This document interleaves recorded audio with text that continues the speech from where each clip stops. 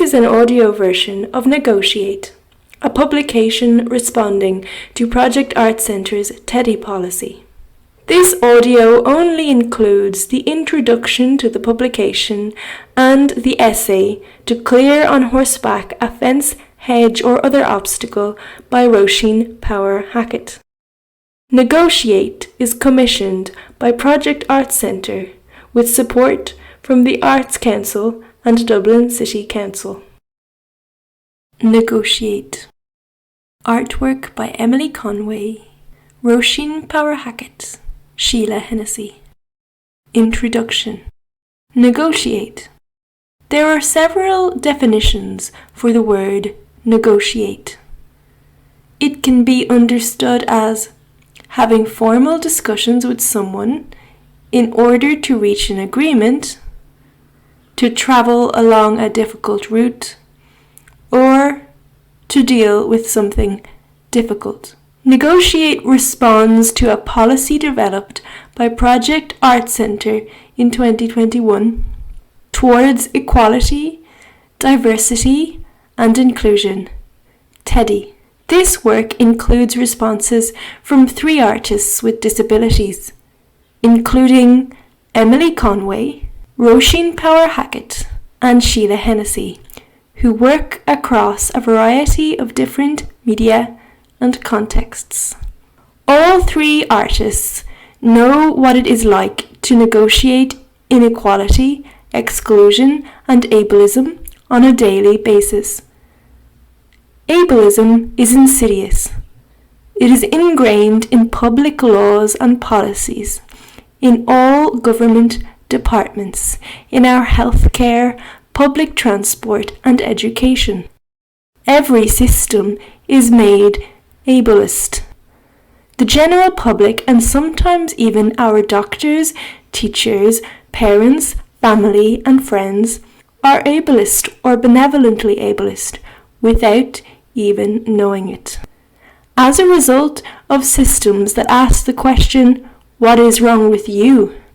Instead of, what is wrong with the system? People with disabilities live in the space between 2 realities. On one hand, we are praised for just existing, and on the other, we are constantly forced into isolation.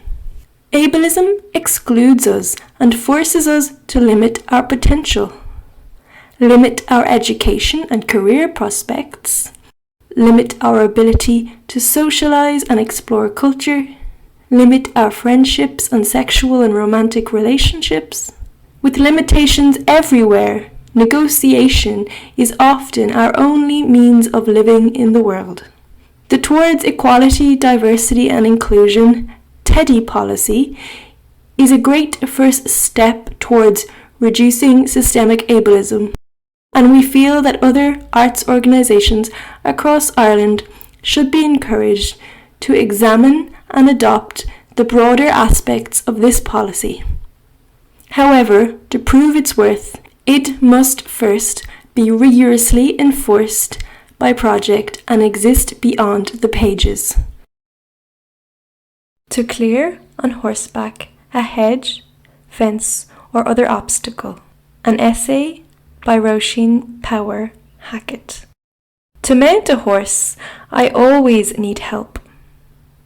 Without the muscle strength or dexterity in both arms and hands, I cannot grip onto the horse or swing my leg over its back the way I've seen others do. As I have mild cerebral palsy, I need to be lifted onto its back.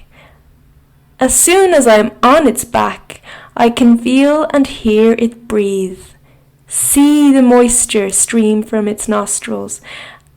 As the horse lowers its head to eat a tuft of grass or shake its mane and snorts, which it invariably does the moment I mount it, I know I am on the back of a real live animal that could run or bolt and slide me off its back in an instant.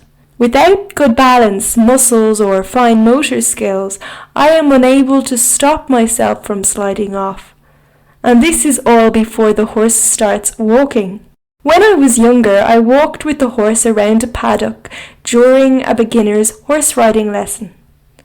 Then again in County Kerry, on a beach and in sand dunes, I walked and then trotted. I don't think I will ever do more than trot on a horse.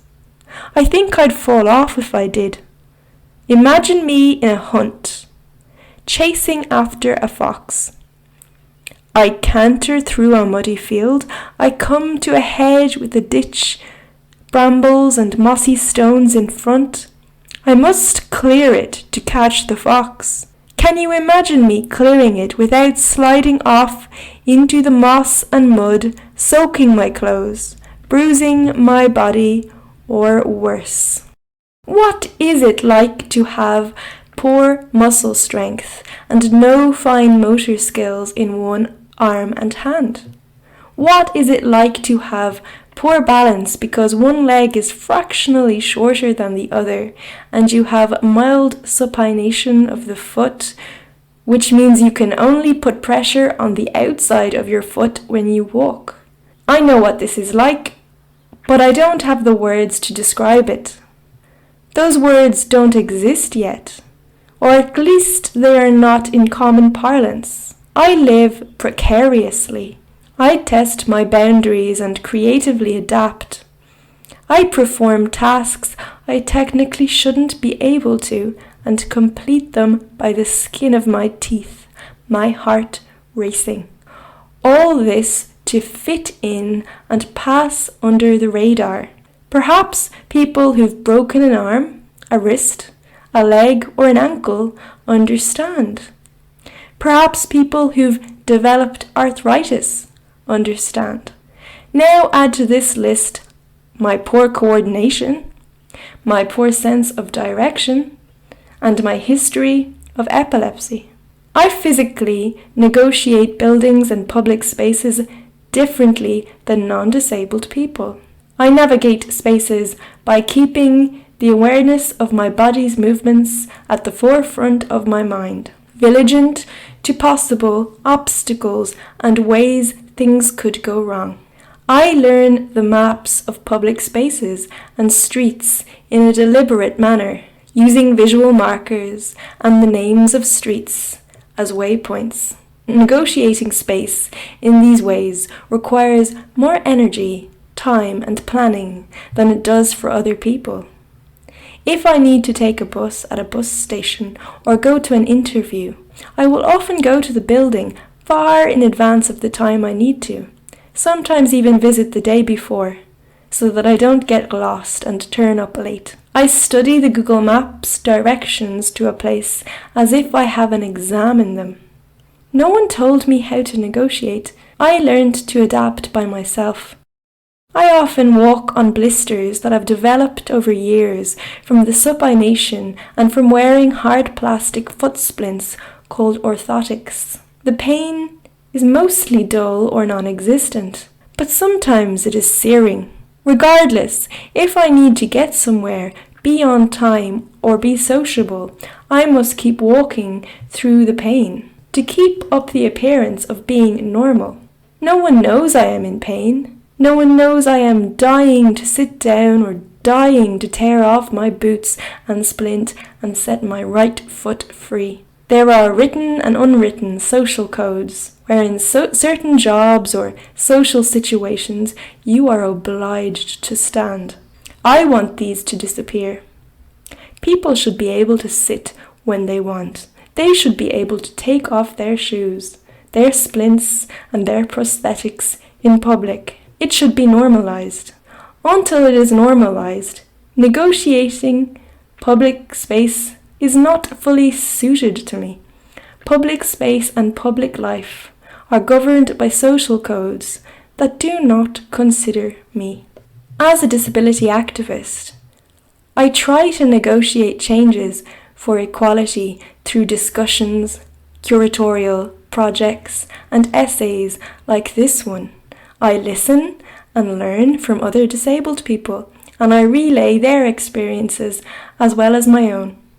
It often feels like we, the disability community, are only tokens brought in so that an arts organisation can say it's diverse. We're also frequently the forgotten minority that isn't even acknowledged. Real change, which can only come from the government, does not come. The government and TDs know what is needed. We've told them. And they've ratified the UN Convention on the Rights of Persons with Disabilities. But they choose to ignore international law. The word negotiate can have two meanings. The first meaning is about how one physically passes through space. The second one is about communicating to come to an agreement. Negotiate comes from the Latin negotiatus, the past participle of negatiari. The word meant to carry on business, to do business, or lack of leisure. Currently, it can mean to tackle or manage successfully. According to Gower's Dictionary of 1965, this contemporary meaning derives from the hunting field term negotiate, which was to clear on horseback a hedge, fence, or other obstacle. This origin of the word negotiate suggests that negotiating is not an easy task. Every day I struggle to come to an agreement with the space and society I am immersed in. Negotiating the world as a disabled or chronically ill person is difficult and very much feels like I am navigating life on the back of a living, breathing animal that is jumping over a hedge.